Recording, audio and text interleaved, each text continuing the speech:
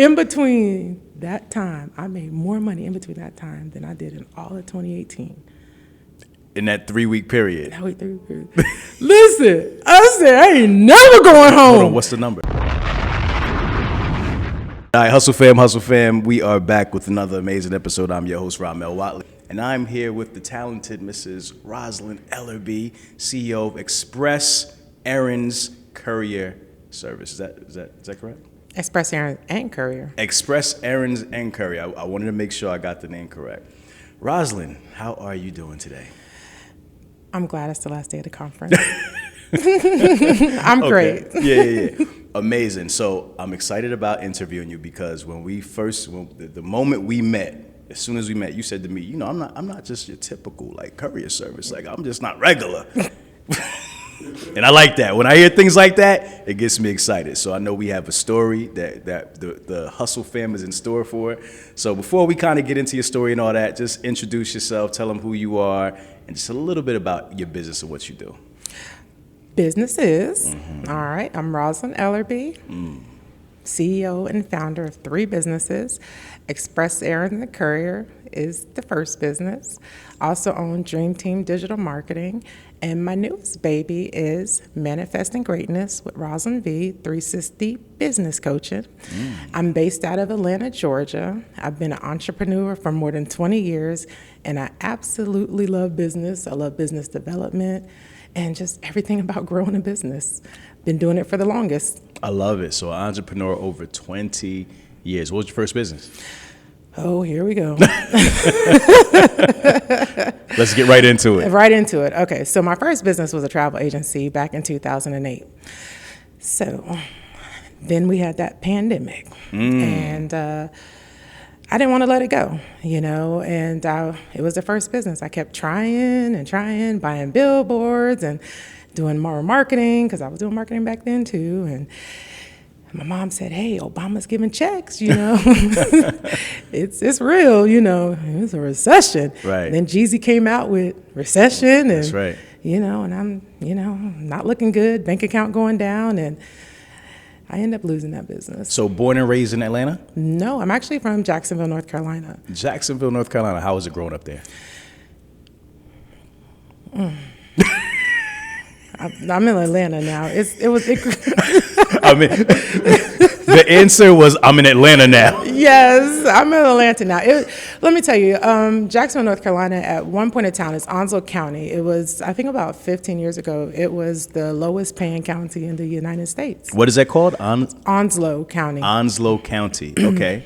So it's a poor community. Yes, it's a military base there, but it's just catered to the military. Okay. And really the only way to make money is to be an entrepreneur, but it's not the same as being an entrepreneur in Atlanta. So needless to say that when the travel agency failed, I knew that my next business had to be a recession-proof business, hence the supply chain. Express Errands and Courier was birthed, and then Dream Team Digital Marketing was birthed. 2 recession-proof businesses. And then eventually, last year and a half was Manifesting Greatness with Roslyn V, 360 Business Coaching. Okay, So, got it. So you started business in North Carolina there. You were running the travel agency there. What made you start a travel agency? well, at the time, that's what I was interested in, and I was traveling at the time, Okay. and somebody sold me on the idea, and I bought their business. Okay, so it was a business you purchased. So it was already an established business. You purchased a business. How much did you purchase the business for? $45,000. $45,000. Okay. Yeah. So just to kind of establish who you are, because you said you love entrepreneurship. Did you go to college? I went to college, but I did not finish. Okay. What'd you study? Business. Okay. Where'd you go to college? Community college, Coastal Carolina Community College in Jacksonville, North Carolina. And I did a little bit of at UNCW in Wilmington, North Carolina, which is about 40 miles south of Jacksonville. Okay, got it. So you went to community college, and then you went to the other school. You studied business. Once you left school, because you didn't graduate, what happened there? Did you buy that business immediately, and where did you get the money to buy that $45,000 business? Well, it was a loan. Okay. And I eventually paid it back with what I was making in my travel agency, but that pandemic, Yeah. and that sucked everything I had. I mean, I made $1 million with my travel agency, but chasing the dream of my business and not realizing that the economy was going down, Right. you know, and I lost everything. So you'd had the business for, I guess, the pandemic was 2020. You started in 2000. When did you start the travel agency? 2008. 2008. So that's what? I know, 12 2006. years? Okay, and, so 14 years. No, 2006, and then the pandemic was like 2008, 2009. Not this pandemic. No, You're no. talking about the recession that hit in 2008. Yes. Got it. That pandemic. So that wasn't the pandemic. That was just the recession. The recession, yes. But it was, you know, It like was a pandemic. It was a pandemic to us, like what we're. Got it. Yes, Okay, now I'm on track. Yes. Okay, got it. So when the recession hit into the housing market crash, all of that stuff was just crazy, right? Your business started to take Everything. It started to get. It was impacted. Yes. All right. So 2008, that happens. What do you do after that? Do you lose the business, or I lost everything. you lost everything? I lost my cars, lost my house. I had a beach house. I mean, I had to start all over again. So you made 7 figures with that business, and you literally had to start all over again. What does starting over look like? It looks like you're going from mortgage to renting. It looks like that. It looks like, you know, you lost everything, and my pride was stepped on and crushed, and I'm going back to being a boss, to working for somebody, and going back from, like you say, 7 figures to payday loans, and it was hard. Yeah. It was hard. Nah, but this is important because there's a lot of people that have gone through that and who are currently going through that, right? So how did you get through that? Like, just take me back to that point. Do you have any kids? Or? I do. So I do. they're dealing with that as well? Mm-hmm. Like, Well, I had one son, and I have one son. Yeah, okay. And at the time, you know, he acted like it didn't faze him, but you have to go from a child that didn't want for nothing, walking around $400 or $500 in his pocket at 12, 13 years old. And, you know, back then, you know, like having a phone and, you know, the little kid on the block that had everything. And, you know, of course, I was that cool mom, you know, we tight. Yeah. Things tight now. And Christmas tight. And it was difficult, you know, and it was hard to be a single mom and to go from shopping and not looking at price tags to budgeting and going from big houses to small 2-bedroom apartments. And, you know, but I knew that wasn't my forever. I knew that business ownership is what I wanted. You know, it took a little while. There was a lot of obstacles that I went through in life, and then some things happened, and, you know, I had to go stay with my mom, and, you know, eventually I ended up starting another business, and that's when Express Errands and Courier birthed.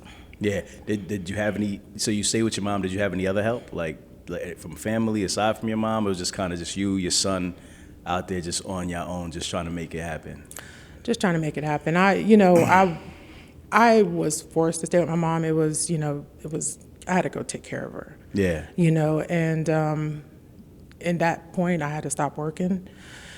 And I had $5,000 saved up, and, you know, it's just like you get so hopeful that, you know, like I'm gonna put this towards business, but now like you have to stop working, and it's just like you want to give up, and, you know, you go back and you're praying. It's like, dang, like, God, come on, like, you know, just when I think I'm almost there, like, I got my website together, and I got, you know, like, okay, like, dang, you know, but this is my mom, Right. you know, and. So when you say you were forced to stay, where was you taking care of her, you said? Yeah. Okay. Yeah. Got it. Yeah, she just, you know, just life, you Got know, it. and you know how it is. When you get to be an older adult and your parents are older, and it's just, you know, I'm the baby girl, Yeah. you know, and it's And you don't have any other siblings? I was the sibling that took care of my mom, Understood. you know, so without a doubt, you know, and one thing I can say is throughout that process, my mom believed in me. She believed in me when nobody else did. I didn't come up here to get emotional now. I'm sorry. I'm sorry. So, but we're gonna fast forward past that part. But I will say that, you know, when I did go to my mom's house, I had $5,000 saved up, $5,000 and some change, and I took that $5,000 and I invested in a business coach, and I knew that this time around, I wanted to do it the right way, and I wanted to have guidance. I didn't want to let my pride steer me into the wrong way of doing business. I didn't want to lose business, but I knew I was going to be strategic. When I started Express Errands, because that's what it wasn't Express Errands and Courier, I didn't expect it to be all of this. I'm telling you, like right hand, right now, I did not expect it to be through all these states. I didn't expect it to be, like, I didn't dream this big. I dreamed big, but I'm telling you, I did not dream this big. With me being from a small town out on the beach, I expected Express Errands to just run errands for people. And, I just wanted the flexibility to, go out, run errands and, be able to come back, take care of my mom and, and then eventually like hire somebody to, fit in between when I couldn't get out and, things like that. And next, then people were calling and it just evolved. But the best thing that I could have done was invest in that business coach. At 5,000. At 5,000, and I'll tell you that was a tug of war too, because not even trying to relive that, but when I paid for the coach up front, something happened in the situation, and my mom ended up in ICU, and I mentioned it to the coach, and she immediately sent me the money back. She was like, "You don't know what your future is going to look like, and I'm not comfortable taking the money." And I said, "Send it right back." Hence the reason why I need this. Okay? Don't send me this money back. We coaching. Yeah. Why did you feel that you needed a business coach? Because you've done business, right? Yeah. You had a business, even though you failed in that business, right? You failed because of the conditions of the market. It wasn't necessarily that you were a bad business person, because you were doing great prior to that. Why did you feel you needed a coach? Because I wanted to do it the right way, and I didn't want to make any mistakes. This is all I had, all I had was my mom growing up, and and I just didn't want to make any mistakes. Yeah. And I wanted the right guidance. I wanted somebody that had more expertise than me. I had only been in business a couple years, and it was in the travel industry. And somebody that, you're going through a recession, and I'm still believing that I had a chance, and nobody was traveling. What mindset was I in? Right. And I just wanted to make sure that I had another perspective, a professional perspective on business that would make sure that I was going in the right direction and giving me the right strategy. Business owners are used to wearing many hats, but accountant should not be one of them. Receipts, payroll, taxes, 1099s, insurance, bookkeeping, it's time to get your back office off your back. You can consolidate your financial operations into one flat monthly plan that takes care of all of your accounting, payroll, and tax needs. Meet TRANSPOCFO, powered by VENNING, a full-service CPA and business advisor, helping companies like yours save time, money, and headaches. Hate math? We love it and have been doing this since 1978. We manage your entire financial operating system and provide you with a single point of contact, saving you time and money so you can get out of the back office and back to business.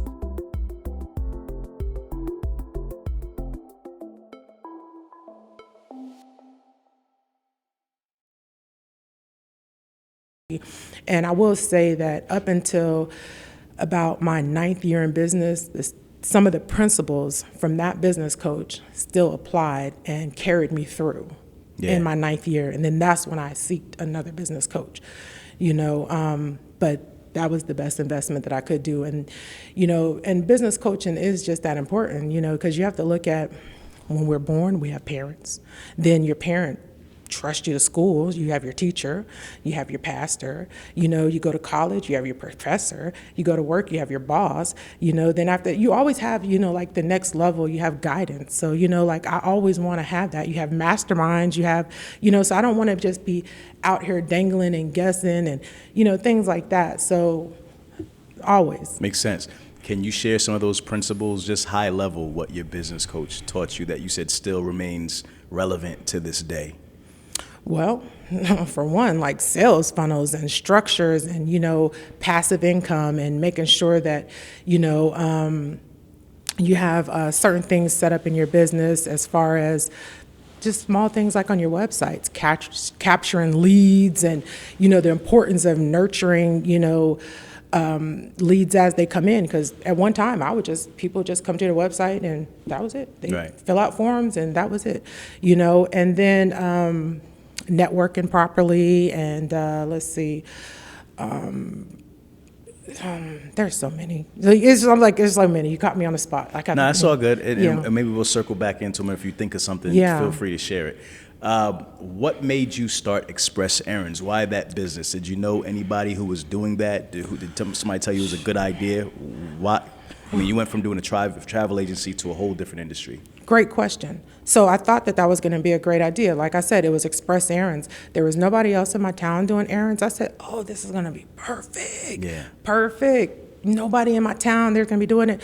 But now that I look at it, and then I thought it was going to be a good idea, but actually when you go and become the only one in that industry, that's bad. You know, because there's nobody searching for that. There's nothing. So when nobody's searching for it, there's not a need for it. So that's why my business didn't do well in Jacksonville, North Carolina, you know, and of course it wanted to do good after I got the idea to move to Atlanta. Then all of a sudden we get these routes. But you know what? Did that stop me from moving to Atlanta? Right. Because I already had some things lined up, you know. But what I did was, once I realized what I was, because I didn't even know I was a courier, you know.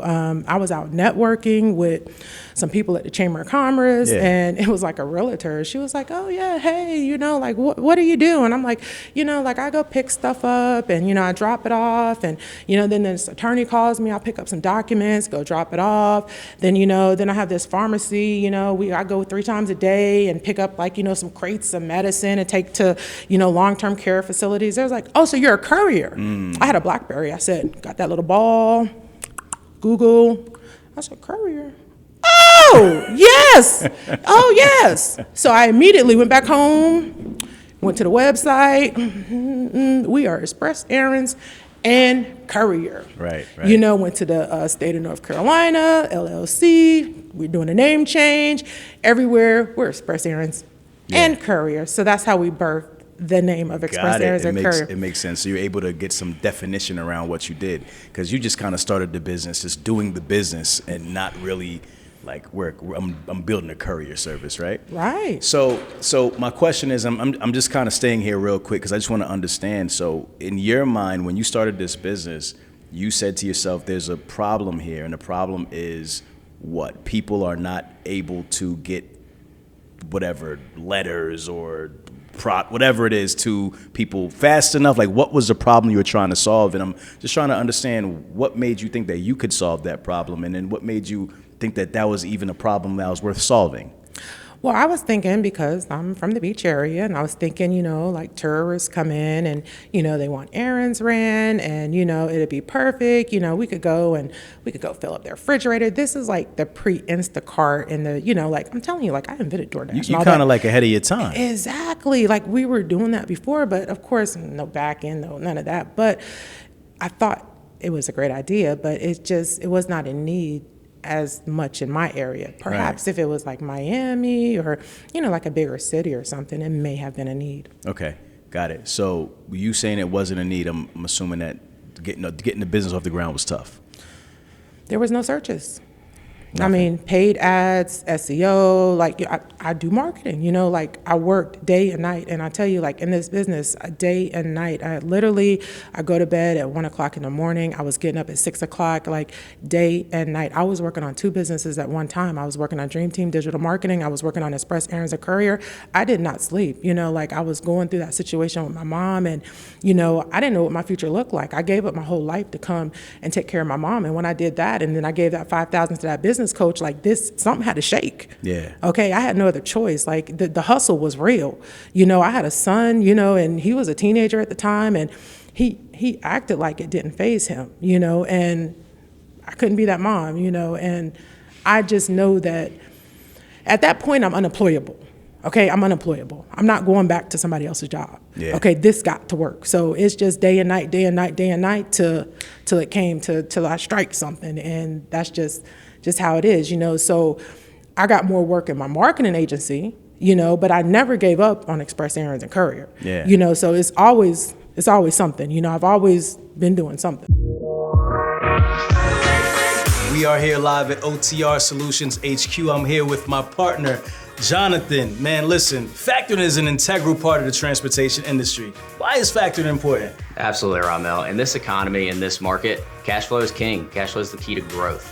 If you have a young trucking company, or if you've been in the industry for years and you want to take that business to the next level, we're absolutely a company that can help. So I hope you'll give us a call today. Let us know what we can do to help you out. Get the rest and roll with the best. Let's go.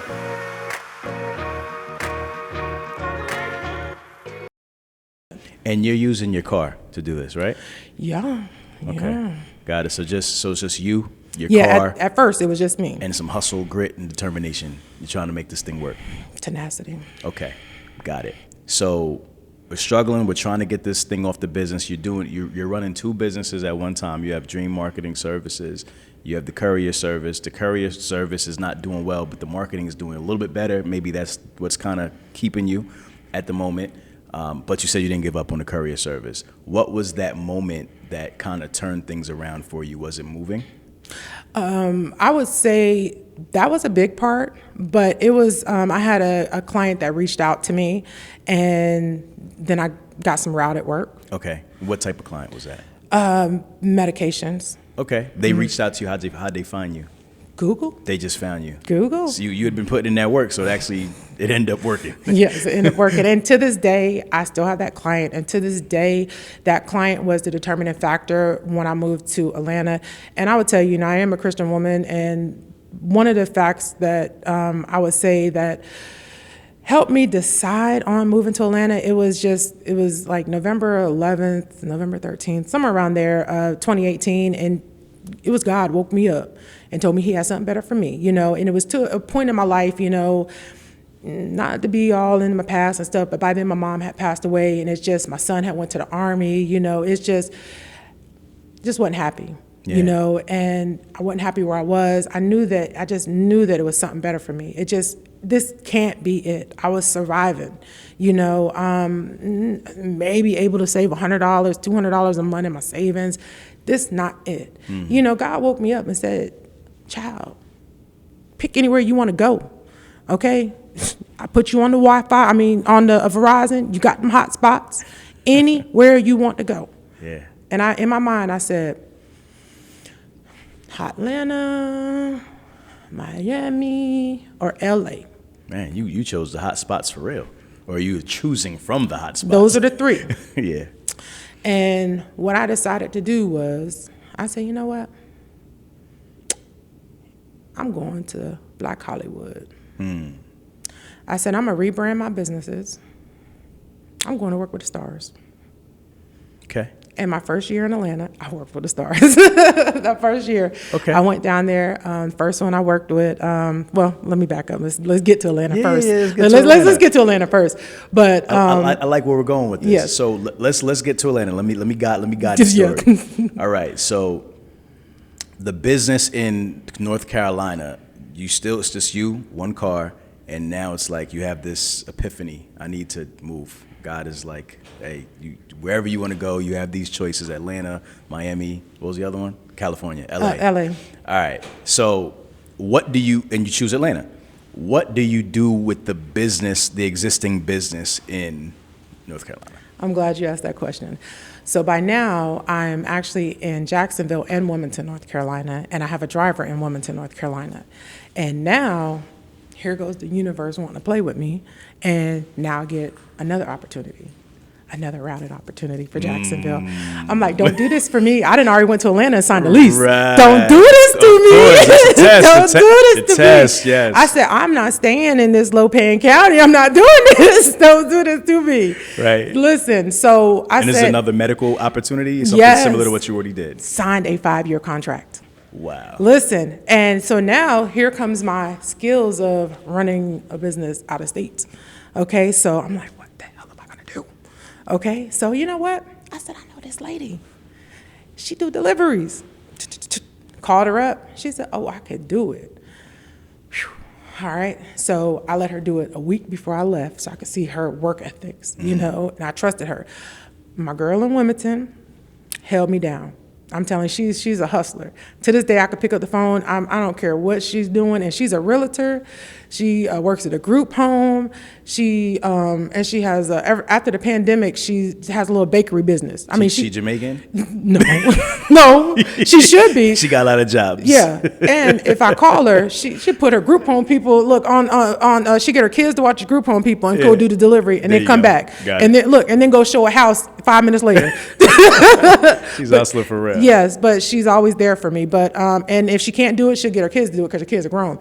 But so I had that situation going before I left, and but I'm like, oh man, so what should I do? I went ahead and left, But that client that I had. So now I have 2 clients, 2 routed opportunities in Jacksonville, North Carolina before I left. So I called them up and I said, if I move to Atlanta, y'all got any work down there? They said, you know what, Roslyn? If you move to Atlanta, we got this new project that I will just let you have. And when I moved to Atlanta, let me tell you, I moved to Atlanta January 11th, 2019. And when I got to Atlanta, January 11th, 2019, we will call it 3 weeks. But from January 11th to January 31st, and we know that ain't 3 weeks, but we got to make this number sound real. We got to make it sound real. Right. So. Just for YouTube. just for YouTube. But in between that time, I made more money in between that time than I did in all of 2018. In that 3 week period. Listen, I said I ain't never going home. Hold on, what's the number? You got to give us a number. It won't be complete for YouTube unless we get the number. 42,000. 42,000 in 3 weeks. Yeah, but I was in a small town. Yeah. But that was still a lot. In Atlanta. But that's a lot. And this is an opportunity that came from the existing opportunity you had in Raleigh, right on time. Jacksonville, North Carolina. Jacksonville, yeah. Whatever. Yeah, Raleigh, I'm sorry. Yeah. Somebody I know used to live in Raleigh. But yeah, Jacksonville, North Carolina, you get this opportunity, and in 3 weeks, they put you on.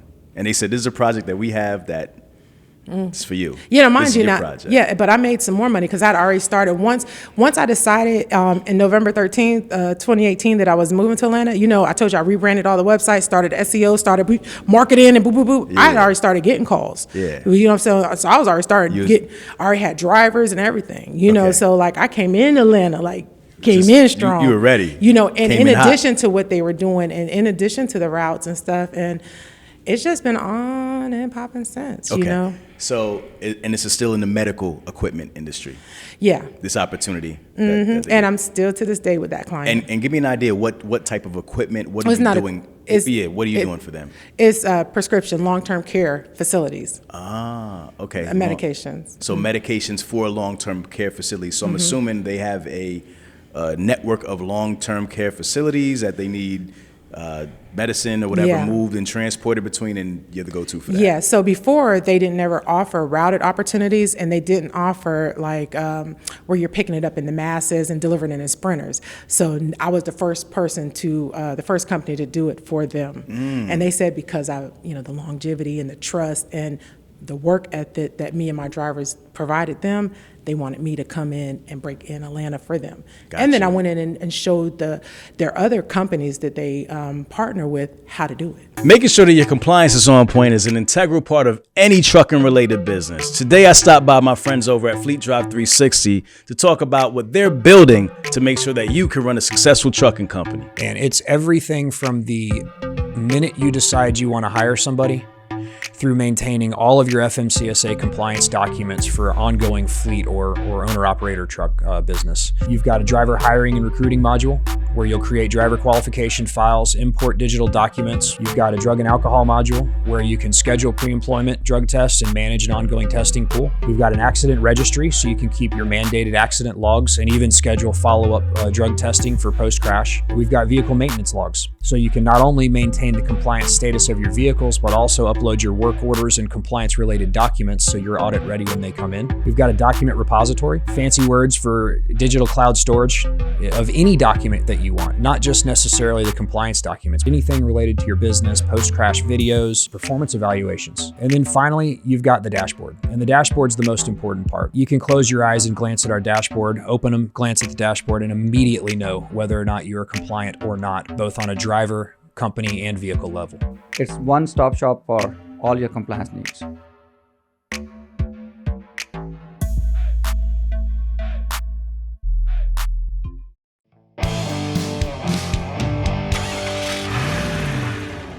Got you. Because I was just gonna say why. Like, why did they entrust you with that project? One, it was just like timing. Like, you were probably their go-to, right, in North Carolina. And like you said, you did a good job. You said you're drivers. So how many drivers do you have working for you? 2, you said? Well, at that time. In Carolina. Yeah, at that time.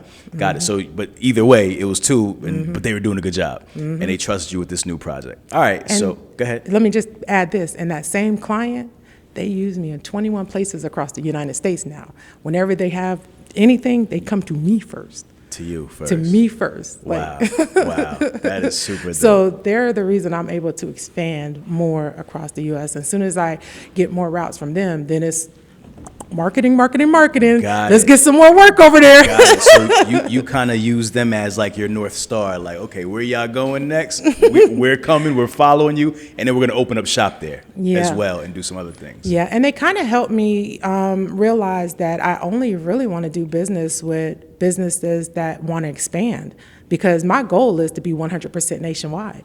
So why would I want to work with a business that just wants to be a small mom and pop? Yeah. I'm not a small mom and pop. Right. All right. Now, tell me about that opportunity, because you have a contract now, and tell me a little bit about like how you went into that, because you had never gotten a large contract like that before, right? So how did you approach that? Did you talk to your business coach? Like, how did you know how to negotiate what that would look like for you to make sure that you were, paying yourself accordingly and your team and so forth? This just kind of helped me understand how you went about that. Well, at that time, I didn't have the business coach no more. Okay, that's okay. Yeah. Got it. So listen, I'm dangling.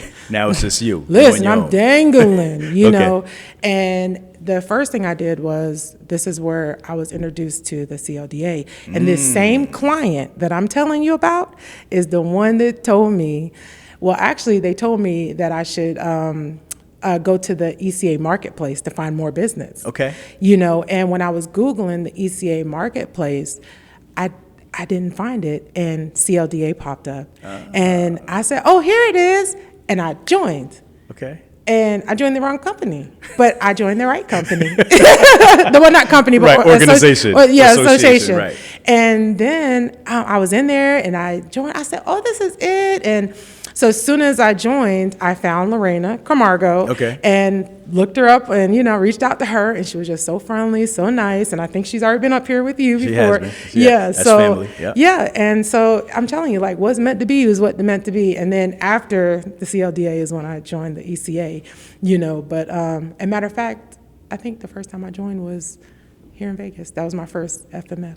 Okay, and this was 2019, you said, right? 20 by then. 2020. Yeah, Right before the pandemic? I think it was 19 or 20. It was whenever the last time we was here in Vegas. Oh, probably. Okay. Yeah. Okay. All right. So now I don't know if you answered my question directly, so I'm going to ask it again. Yes. So I was trying to understand. So you said you joined the CLDA. So are leveraging the organization, is that what helped you to try to understand pricing? And because did you join them after you got the contract, or was that before? No, I got the contract first, but as far as pricing, I was dangling. But when I joined, I'd seen Lorena. I thought I was going to try to make her my business coach, but she was like, oh, no. She's like, I got somebody for you. Okay. And she introduced me to John Binko, and then he was my business coach, and we went over pricing structures and stuff to make sure that I was doing it right. So were you doing it wrong at first? Well, he said I was pricing it too much. He said he didn't understand why the people was paying my prices. They were so high.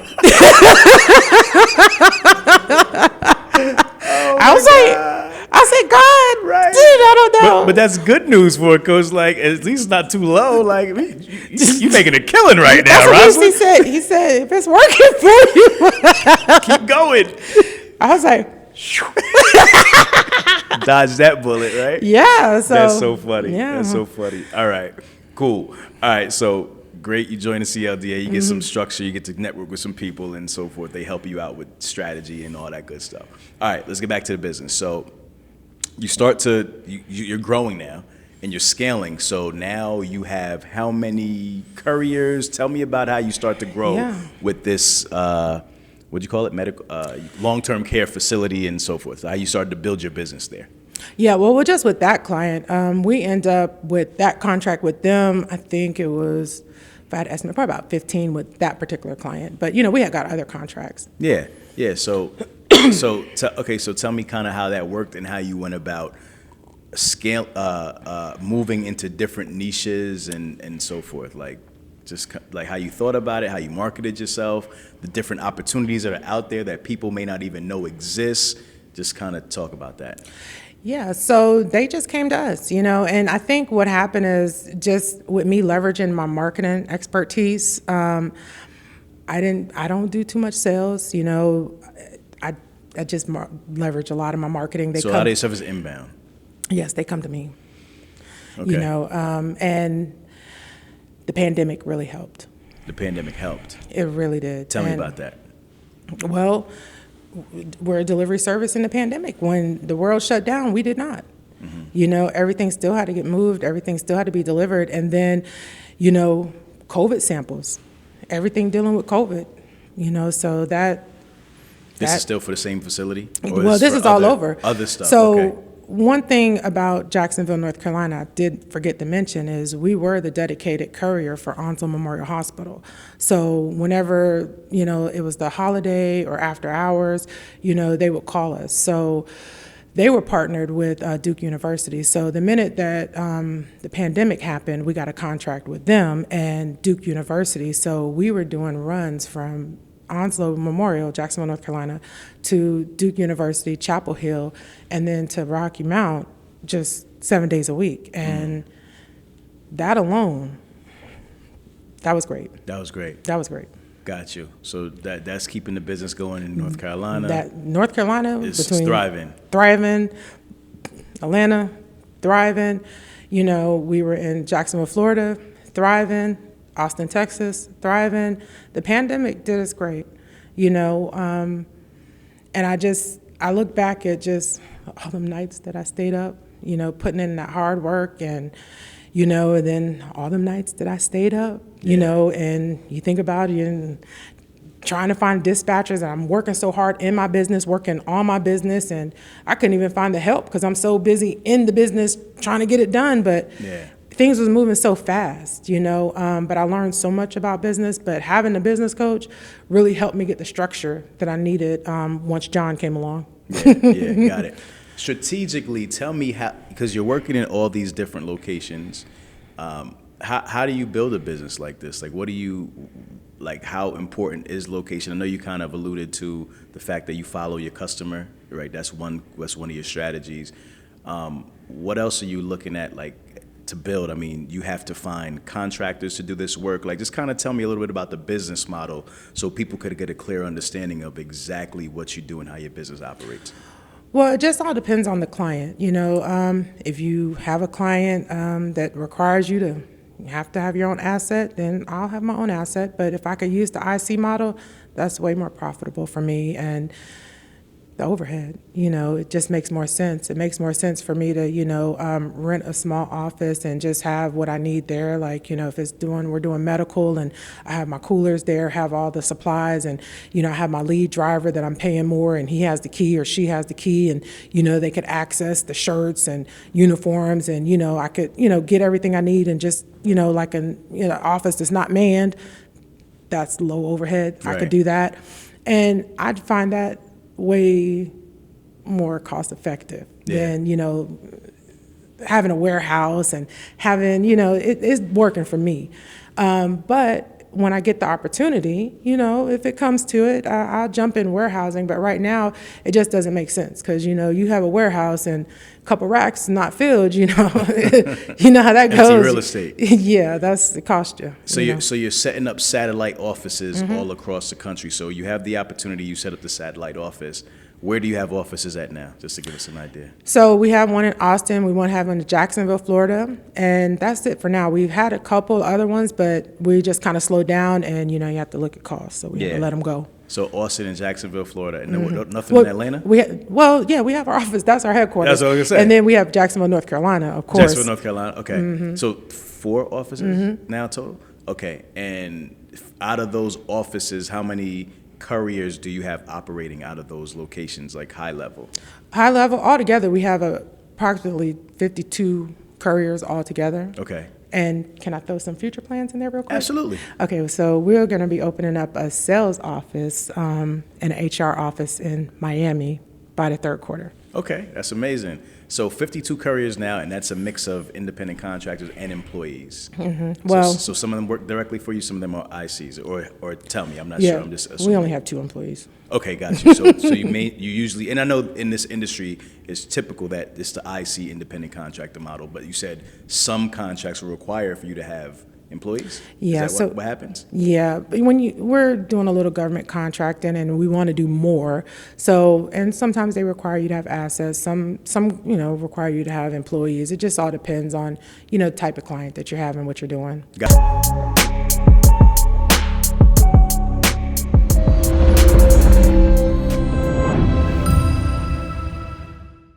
it. So overall, the business is asset light, or asset less for the most part. No assets. You're able to gain the contract with whoever the provider or customer is, and then you're then allocating this work to those different couriers, and you work with them. They pay you, you pay them, and that's kind of how it works. Got it. With in terms of how often do you get the work, the scheduling? Is it something that they give you weekly, monthly? Is it a contract where you have it annually? How do you know what you're doing and what you're dispatching to these couriers? Well, for the most part, the scheduling stays the same. Schedule and routing, the schedule is routing, and some of it, dealing with medical, you have on demand. Just depends on the client. But for the most part, the schedules are just set unless something happens and things change. Like recently we just had, one where the client came in and they did an audit, hey, these facilities, we're gonna, just, do Monday, Wednesday, and Friday instead of Monday through Friday. And I said, well, that makes sense, because we really don't pick up much there. Yeah. So it just all depends. What are the different verticals that you're working in now? Well, I will tell you, so after the pandemic, we are really just focusing on medical because remember the travel agency? Yeah. And I'm focusing on recession-proof businesses and verticals. Okay, so we're focusing on that, and we focus more on legal, and we do a lot of the entertainment, but the entertainment is more so legal. When you say legal, is that like documents? Document deliveries. We work with a lot of insurance agencies and things like that, and it falls into the document deliveries, check deliveries, working with accountants and things like that. Like right now, it's kind of busy. So, and you did mention earlier when you moved to Atlanta, you ended up working with like some celebrities or some entertainers. Like, I don't know if you could name drop or just give us an idea of what were you doing for them? Like, what does that look like? Well, I don't think I can name drop because it's legal documents and stuff like that. But and this is in both of my businesses. But you can look on my Instagram. Okay, got it. So, but just give us an idea. Are they like singers? Are they actors? And reality. Like reality stars. And you're delivering like what? Like a contract, or what is it? Delivering contracts, doing marketing service, because it's in both of my businesses. It's not just working with Express Errands and Couriers. Okay, got it. So I'm just trying to understand, like, with stuff like that, right? Like, because conceptually, when I think of it, I'm like, why do they need to find somebody to deliver like a contract? Like, what makes your service needed, right? So I'm gonna give you an example. Yeah, please. Right. I'm not gonna drop names, but I'm gonna say something. So, So there's like a quote unquote trap house in Atlanta, and so then they opened up like another place, and so they were like moving furniture, so they hired us, and it was not even furniture, it was just like some chairs that could fit in a Sprinter, so just take it from this place over to the new place. Gotcha. Something like that. And they have events, they need chairs picked up, and just like event stuff, just small stuff, simple moves. Yeah, and the reason why I say that, and I don't want to name drop, is because like I say exclusivity. And that's my selling. Got it. That's why they hire you. Exactly. Right? So, because they can get their stuff done privately and nobody has to know exactly what's going on. It's kind of on the website too. I'm like, it's kind of on the website too. Like, you don't do that to me. Like, don't do me like that. Like.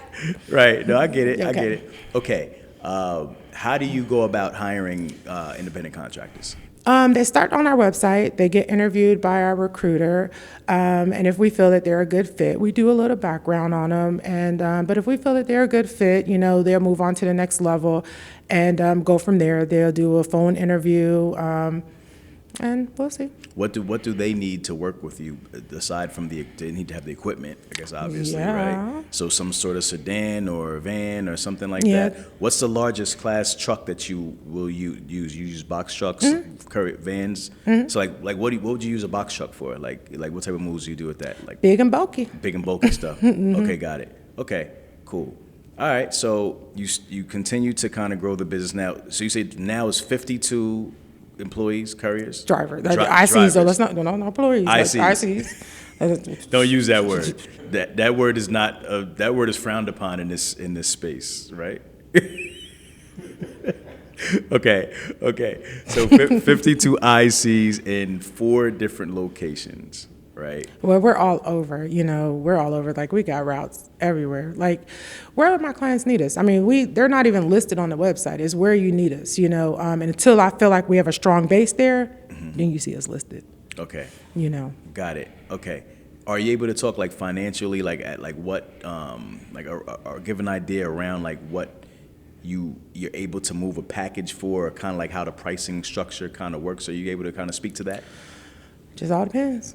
To give us an example of something that's like, because obviously, like you said, every client is different. So give us an example of one that would be like, okay, I understand kind of how it works. Like, just like, let's say to move something to a long-term care facility would be this, right? Like, just high level. Okay, so we'll talk about Jacksonville, North Carolina, because Okay. like every area is different. Yeah. So like a base rate for Jacksonville would be something fair would be $35. Okay. And we could go, we do 10 miles. We do about, depending on what it is and how big it is, but averaging about up to $2 a mile, in between $1.50, $2 a mile. But it just all depends on the area, what it is, the weight, the size, excuse me, all that they have to do. Are they going upstairs? They, like everything they have to do, because everything counts. Right. And then you just have to look at the area, because now you go out to Austin. It's a little different. Them drivers ain't playing that. Right. They want some money out there. So, we have to price our things a little bit higher out there when it comes to our deliveries. And so, base rate is a little bit different out there. So you start, so the way you build it, the pricing is you start with your base rate, which may be like $2 a mile. And then it's like, okay, you want the driver to go up some stairs, or he needs to lift this or assemble this or whatever. Then it's like, okay, that's going to be an additional $50 or an additional, and that's kind of how you build the pricing? Yeah, and then, was the driver out there waiting more than 15 minutes? Okay, 75 cents a minute, or whatever. That's something you can actually do? You can build that? Like detention time? The air we breathe is not free. Listen, I mean, that's a struggle sometimes. No, I mean, truck drivers will wait, 2-3 hours and not get detention time sometimes. I'm running a business. It just depends on, like, you have to have that built into your contract, so make sure that you get that. No, it's built in our contract, but you have to look at it like your dispatcher is on hold. Like, every part of your business costs money. Right. And my drivers, nobody's doing nothing for free. I don't want them to. Yeah. So, and at the end of the day, when you're dealing with ICs, they choose to be with me. And I want them to. I don't want them to go choose with nobody else. I need reliability, dependability, and all of that. So in order for that I'm gonna take care of them. Yeah. And that's why they gravitate to me, because I take care of them. That's a good point, because with a lot of the ICs, and from my understanding of this industry, they bounce around to work for different couriers. How does that impact your business? Are you able to retain the same guys and gals for the most part? And how do you do that? And like, how do you deal with the fact that, hey, they can go and work for somebody else at any given time? Like, do you have to continuously stay overstaffed? Like, how do you combat that? Listen, my drivers don't go nowhere. They don't go nowhere. Why? They listen, because I take care of them. And not just me, but, it's just how we do them. I have drivers that, drive up to 3 hours to come and get their first delivery. And I don't treat them like a number. And when I say I'm talking we as a company, you know, because obviously my hand ain't all in it because I'm doing everything else. For sure. But I do more than the average. I actually care. You know, if you're coming 3 hours to, you know, pick up your first delivery and you're putting all this time in with me, you know, listen, I care about you. Look, I have free snacks out in the office. We have free drinks for them. You putting the time in, come on in. Yeah. You know, put some time in. Like right now, we getting a little leisure room for them to have a recliner, you know, because sometimes you got to put them 3 hours in to go back home. Like, get you some rest. Yeah. You know, because you think about after riding all day, people think that just driving is an easy job. No, your eyes get tired. You know, your brain, you're thinking all day. And if you've been in Atlanta traffic, that's stressful. Okay, so take a break, put your feet up for a minute, you know, so I corporate different. Yeah. Okay, so I just, you know, they be in line waiting for somebody to drop off to get in line over here to get a job with us. Well, opportunity, excuse me. There you go. Can't use the word job, opportunity. That's right. You know, but the ones I have, they stay. Stay. What does your organizational structure look like? I mean, it's obviously you at the top. Who else do you have outside of the ICs, yourself? What does the business look like? Yeah, I have a full team.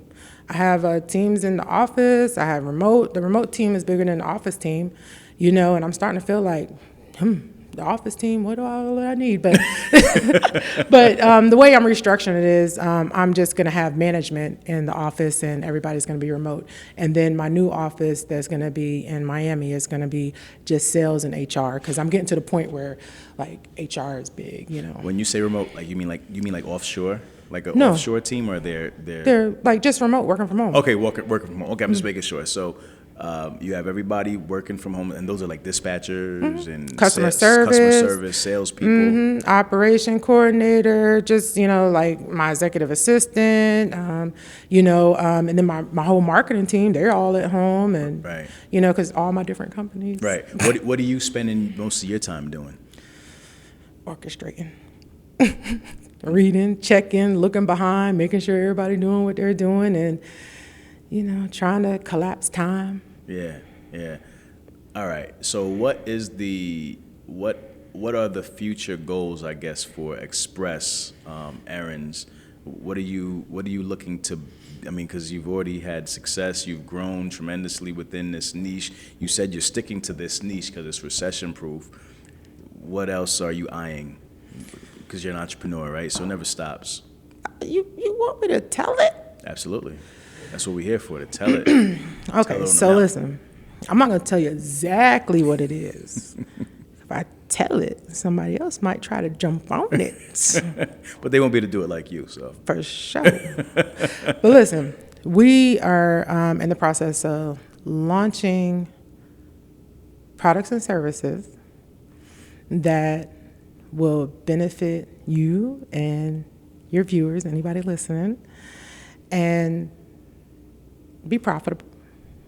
And that's all I can say. It's gonna that is as high level can get. Yeah. We're launching products and services that'll benefit me and the viewers. Yeah. And yeah, I mean What type of products and services? Some that's gonna make you money. Oh, okay, got it. So some that's going to benefit. You're creating opportunities for opportunities, yes. Within the logistics and within the space. Mm-hmm. That's what we're talking about. Within the courier space. Within entrepreneur space. Within the entrepreneurial space. In addition to digital products. Okay. That I'm already, you know, we already have digital products, but I haven't launched them. Okay, got it.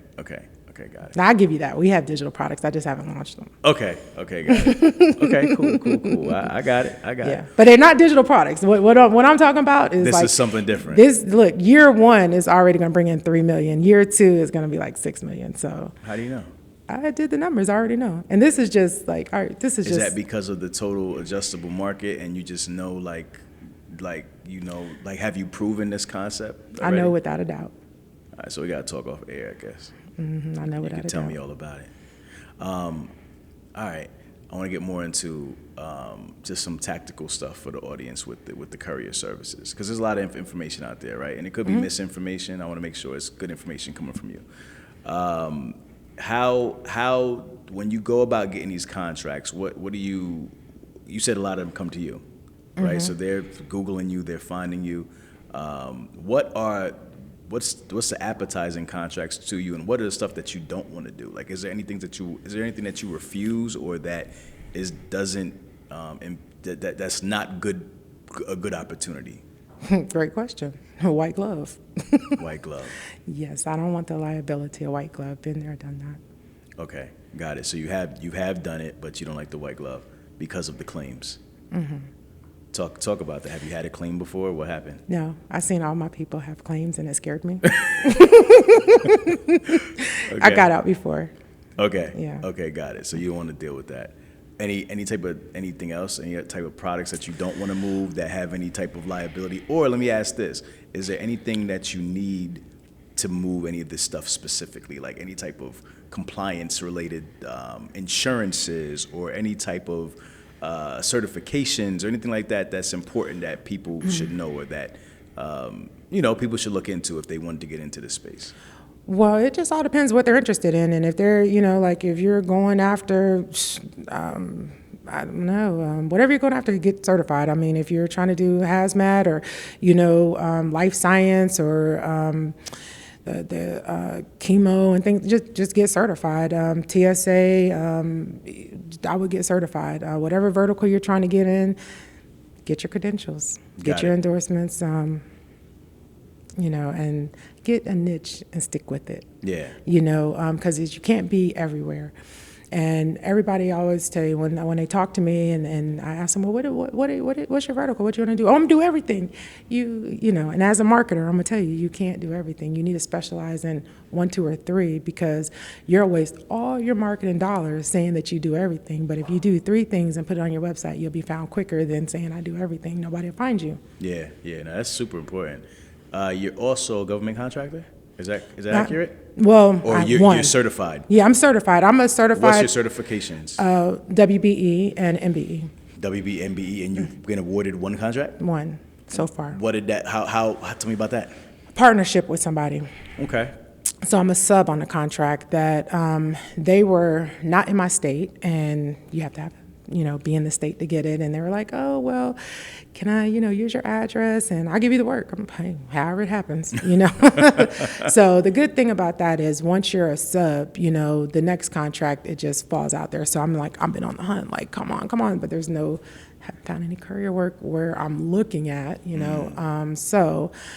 but I'm on it. Next month they have a big conference in Denver with WeBank, and that's the company that certified me. And so I'm looking out. I'm looking forward to going to that one. It's huge. There's all kinds of corporations going to be there, government entities, and I'm going to walk away with something. I'm manifesting this one. Yeah. Was the subcontract that you got, was it lucrative for you? Like, was it a good opportunity? Is it something you're still currently doing? Yeah. Or Yeah. Okay. So it's like a annual, like how long is that contract? We've been on it 2 years. It's Okay. 5 years. It's a 5-year contract. So you're pretty much locked in as a sub on that contract. Is it only you, or are there other subs? Or No, just me. Just you. So you said you partnered with the person. Yeah, because they're out of state and they needed somebody local Okay. to do it. And what commodity are you moving with that particular contract? Specimens. Okay. Got it. So you got consistent flow, specimens, and what area is that in? Georgia. That's in Georgia. Okay, got it. What is the most difficult part about your business? Well, I would just say change, because one thing about this business is you could wake up in the morning and you could say, like with me, just being, the founder, I'm going to write on my planner, this is everything I'm going to do today, but, I might get 1 or 2 things done. It's just change. Adapting to change is probably the hardest part. And I would say maybe to my earlier self is the structure. If I were to say like maybe 3 or 4 years ago, would be building a company, the structure. Now I know just pay people what they're worth. Before, just coming up, I'm like, oh, it's tight. But like now we got benefits, we got 401k, excuse me. Matter of fact, I'm even matching 6%, and people's telling me that's more than the average. And that's what my goal is, to be the best paid employer, the best paid drivers, the best, because I realized that if you pay people. You're not employer. Not employer. Well, say that word. but I have staff. Oh, you're And talking about your for 401k for your staff? Yeah, for my Okay. staff. Gotcha. I thought you were talking about the ICs. Oh, no. I was gonna say, I don't know. I was gonna ask you, how do you provide that stuff for them next? But Yeah. go ahead. Yeah, no. But that's just, ideally, I just feel like, as long as you pay people good, they'll be there, but I do know money doesn't buy loyalty. But, when people don't have to worry about things, they're in a comfortable situation. Gotcha.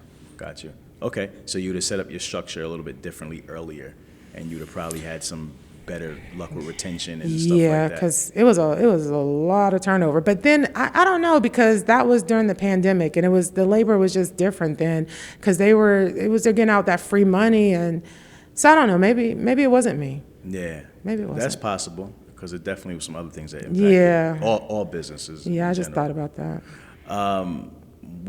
With your contractors, what are there, like, because there's a lot of change and a lot of talk and things going on in that world as well. What are you foreseeing? What are you planning for?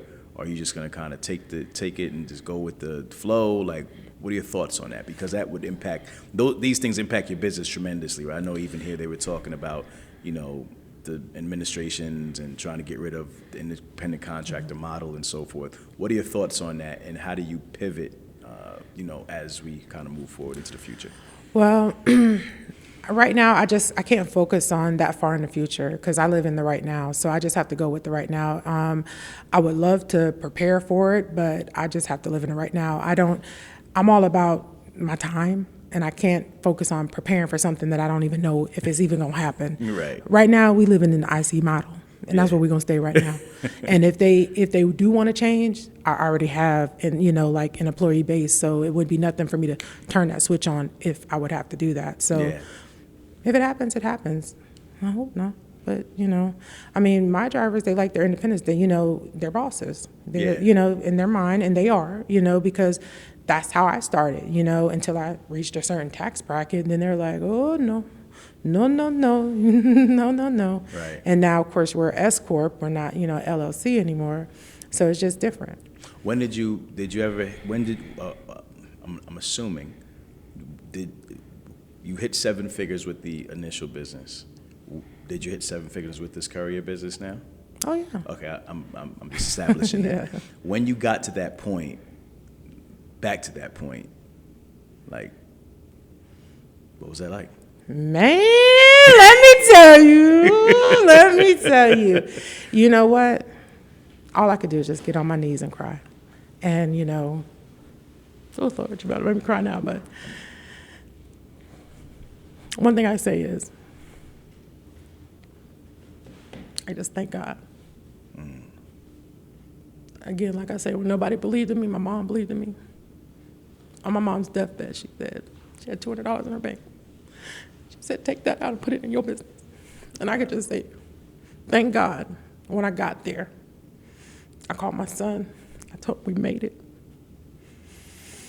Even though he don't want to work in the business with me. I said we made it, but it was a beautiful feeling. And all I can do is put it back in the world. When people ask me, I get people all the time that, come to me and ask me, questions about the industry, and all I could do is just give it back to them, tenfold. Because I remember when I started out, I didn't have, anybody that was in the courier industry to, bounce questions off to. So I just give it back.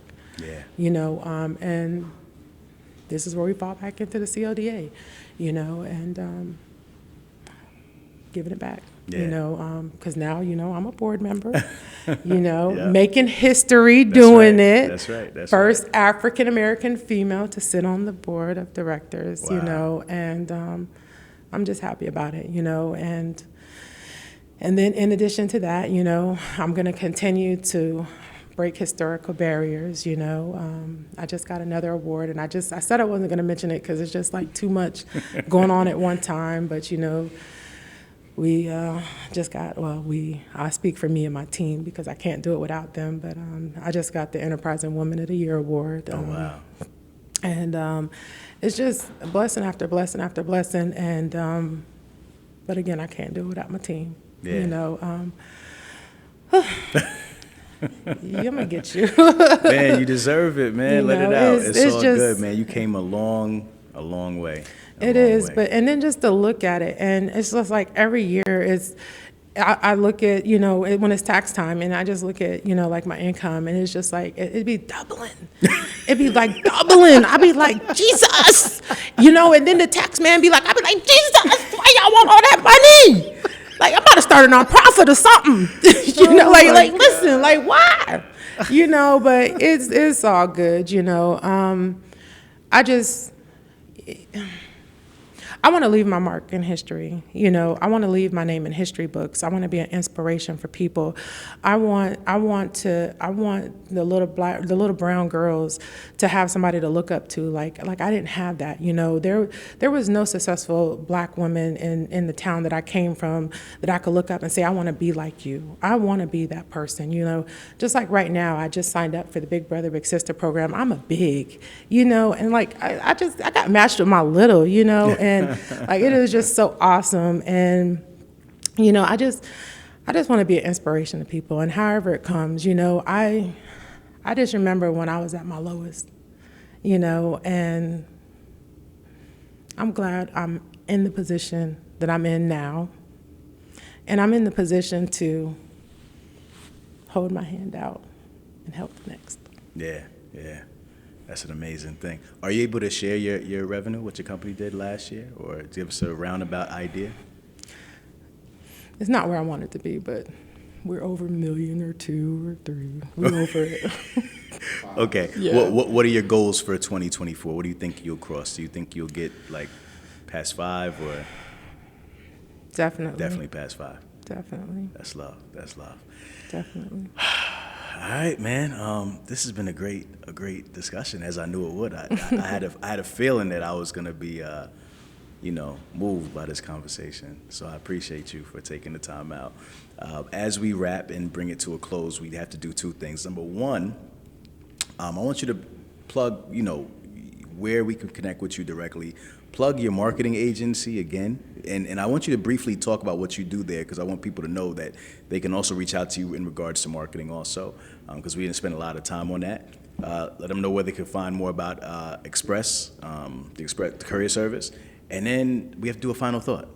Okay. So let's start with just where they can find you and learn more about the businesses. Yeah, so the easiest way to find me is on LinkedIn, Roslyn Ellerbee, and on LinkedIn has all my connections to all my business pages, and Dream Team Digital Marketing. You could just Google it, it's up there, and we're on Instagram. I'm on Instagram. My personal Instagram is Roslyn's Dream, and it has all my businesses connected there. And let's see, what was the other question? So the final thought, but real quick, the marketing agency, do you guys what do you marketing specifically? Any type of business or transportation businesses or anything? 360. You need marketing? Come to Roslyn. Yes, we do websites, we do ads, we do SEO, obviously, because listen, that's what got me where I'm at. That's a fact. Yes, we do the Facebook ads, we do landing pages, sales funnels, and if you don't have sales funnels, you need sales funnels. Every business needs sales funnels. We do ebooks, we do books. I mean, like we wrote books for people that got on the bestseller list before, so we do it all, and in addition to that, business coaching as well, manifesting greatness with Roslyn V. And in a final thought, I would say that, and not even promoting me, but a piece of advice I would leave with, people, just reach out and get help. First thing I did when I knew I was getting back out there, I gave my last to a business coach that carried me for years. And then, like I said, I was dangling right there. And the first thing I did when I joined the CLDA was got another business coach, because I was at 650,000, and I was like, ooh, we're getting close. I better, you know what I'm saying? I'm scared. Right. But I would say my piece of advice is, just find somebody on the next level, a mentor, or really invest in a business coach. Don't even try to get nobody free. Invest in somebody, because free people is just going to give you free work. So that would be my advice for somebody. Get what you pay for. For real. 100%. 100%. Man, if you can't respect that, your whole perspective is whack. Hustle fam. This has been another amazing episode. Roslyn, thank you so much for joining us today. We got to learn about your story and learn about the businesses. Very inspiring story, and I wish you so much success in the future. and I just know you're going to continue to kill it. Well, thank you so And I want to much. give a shout out to the CLDA too, man. Jason, Lorena, the whole crew, for facilitating this and putting this together. Just great people, man. They're like family, really. I Yes. feel like an extended family member here at Truck and Hustle. So really, really appreciate it. Thank you so much for having me. That's right, Hustle fam. You know what we do around this time. If you smell something burning, it's only a desire. Myself, Miss Roslyn, Ellerbee, we are out. If you twisted, confused, or stuck about trucks, don't be dumb. This is the place to come. Truck and Hustle. Let's go.